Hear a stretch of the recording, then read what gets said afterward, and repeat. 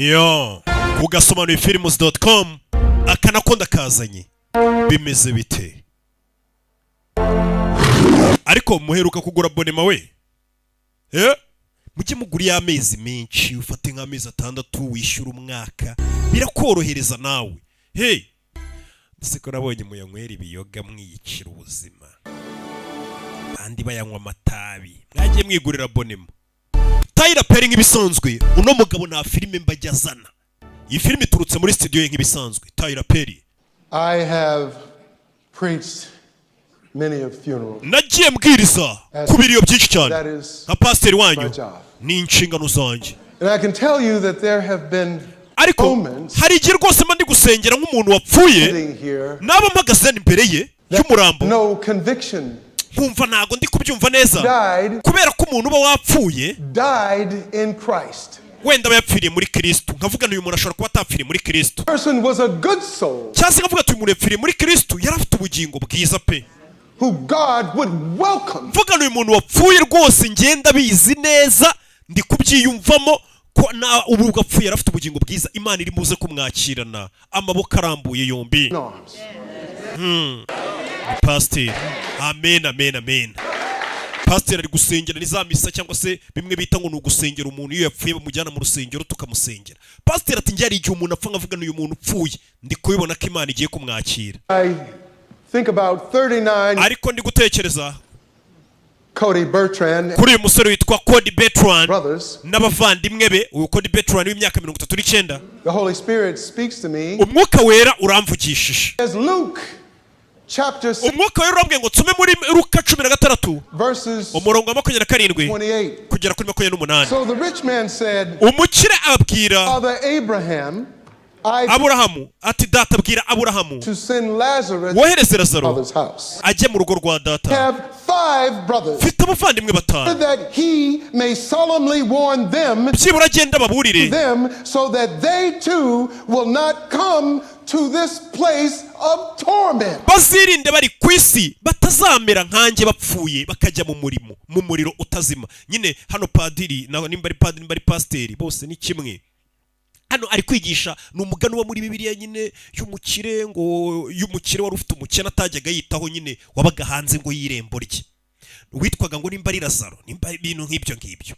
Noneho ngo uwo mukire ngo akajya yanga gufasha uwo mukene wabaga hanze y'urugo rwe. Noneho ngo uwo mukire noneho aza gupfa. Umukire apfuye ngo yisanga mu muriro utazima. Ubwo nyine mbangira ngo muhite mubyumva neza tugendane. Uwo mukire ngo noneho ngo ageze mu muriro utazima, arebye hejuru ngo akajya abona wa mukene yangaga gufasha ku isi ari hejuru, aryamye mu gituza cya Aburahamu, ari ahantu hameze neza, inyota iri kumwicira ikuzimu. Nibwo noneho ngo uwo mukire wari uri mu muriro utazima yaje kubwira Aburahamu. Urumva Aburahamu yari ari mu ijoro kumwe na wa mukire yajyaga yanga gufasha akamusuzugura. Nibwo uwo mukire yabwiye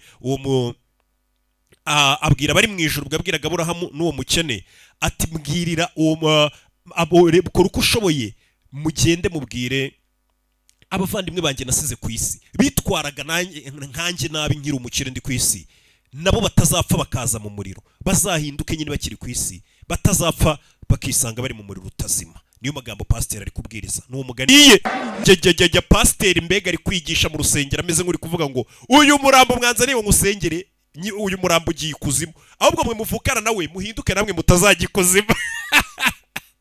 Ubundi abantu bose uko byaba bimeze hose ku isi, iyo umuntu apfuye twese turamubeshya ngo agiye mu ijuru, ngo yibereye marayika, ngo Imana yamukunze cyane kuturusha.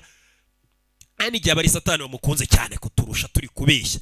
Ariko n'ubwa mbere mbonye umupasiteri wiyandagaza akavuga ngo uyu muntu wanyu agiye ikuzimu, ahubwo namwe muvukana nawe muhinduke vuba mutazarambo wacu mu rusengero ngaraza kumuvuga neza, ngo umurambo wacu aravuga neza. Buriya abantu bose abapadiri abapasiteri kubera nyine turabishyura, tubaha amafaranga iyo tuzanye imirambo mu rusengero ngo bayisengere, buriya ari amateraniro arishyurwa.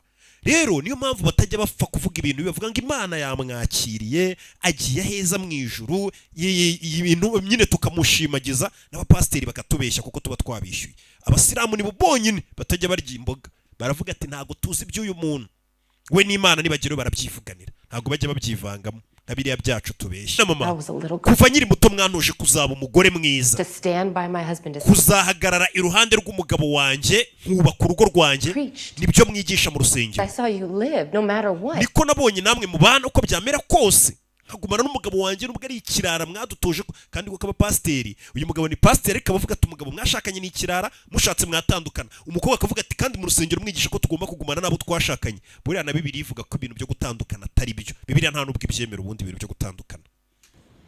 Impamvu gatanya zidatangwa n'abapasiteri zitangwa na niyo mpamvu nabajyanye mu rusengero rwa papa nkishyura, ngerageza kureba ko mwakora imigenzo yo gushyingura mizima. Gave his ass a proper burial right out there, Ava. That's what we did. No hano ariko twari kumushyingura neza. That's Wabonye? your problem. You're always trying to change me. Ubundi iki nicyo kibazo cyawe, iteka ubuhora ushaka kumpindura, iteka ugahora ushaka kumpindura.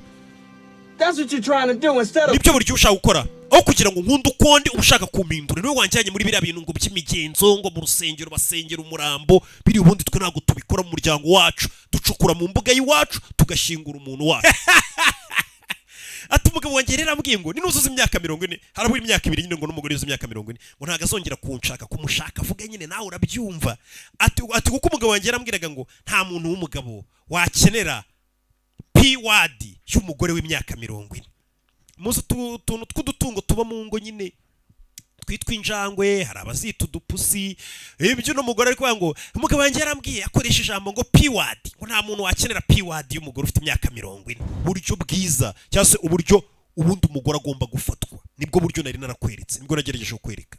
Guturiya musore asaka kuvugisha nabi, ariko uri kumva icyo kintu papa w'umukobwa avuze ati ngiye wakubyaye nkuvugisha neza, nzi ukuntu umugore avugishwa, nzi ukuntu umwana w'umukobwa bamufata, bamwubaha, bamuha agaciro ke. Ako gaciro nari nakagushyiriyeho ko hari ukuntu bagomba kugufata nk'uko nanjye ngufata. Guta umusore nk'uriya aza agaciro ka akagashyira hasi, agagutuka, agakubita, akakugira nkaho nta gaciro ufite. Natwe twakora kubashye mu rugo ukomoka. Gute? I didn't just say it to you. Hago nabikubwiye gusa. Showed you every day Narabikweretse by how I treated your mom. uburyo nafataga mama wawe. Umvisha ariko umugabo ati ntabwo nigeze nkubwira ngo umugabo akwiye kugufata gutya, umugore akwiye kubahwa gutya ngo mbivuge gusa. Naguhaye n'urugero wabirebeye mu buryo nubahashyemo mama wawe kuva twabana, uburyo muvugishamo, naguhaye urugero. But if we cross this line, it's going to be about you getting even with him. Ariko ndamutse ndyamanye nawe nonaha byaba bimeze nkaho mbega uri kubikoreshwa n'umujinya ufite uyu mugabo wawe, umeze nk'ushaka kumubabaza cyangwa se kwihorera, n'agahinda ufite naba ameze nk'ugufatiranye. It's not fair to me. Ntabwo byaba ari sawa. I want your mind on nobody but me. Ndagira ngo nituryamana cyangwa se igihe tuzaryamanira, uzaba umubiri wawe n'ibitekerezo byawe ari njyewe ubirimo gusa. Apana ubu none uri mu gahinda ngo k'umugabo wawe umeze nkaho nawe ushaka umuca inyuma ngo mubabaze cyangwa se nyine wumva ko ushaka kwihorera. Ngira stress.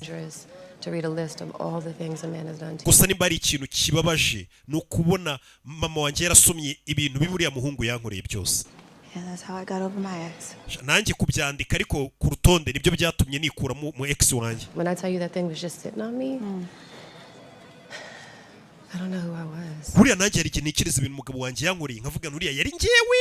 Uri kumva ariko umugore yamaze noneho kwiyibagirwa nawe we wa kera akibana n'uriya mugabo, ku buryo natangiye kuvuga ati ubundi uriya mugabo yari yarandoze gute yankoreraga biriya bintu nkamwihanganira, yagarutse noneho muri we wa nyawe.